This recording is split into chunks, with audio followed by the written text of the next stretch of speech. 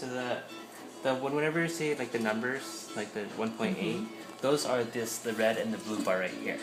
You see, and his goal is to try to keep them within the middle part right here. Okay. And it's always going to go out a little bit. Like you see how it spins out, like more overactive brain waves.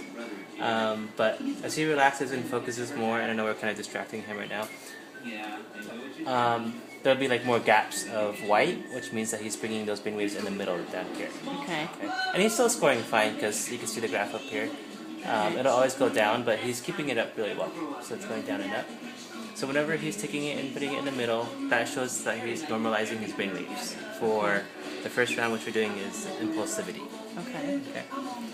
And we'll keep track of his score.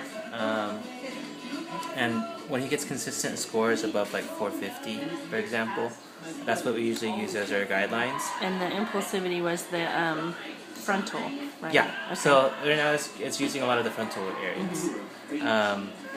So whenever he gets consistent scores above 450, which he's been doing, that's our cue to move it on. So, above 450? Yeah. So you can see he's been scoring really well. Okay. So that's why he's been going from 2 to 1.9 to 1.8. Okay. And then if he scores pretty good today, I'll move it to 1.7 probably. Okay. On the second half of the first round. Okay. Okay. So and then I haven't even turned on the blacking out. So when you see the movie,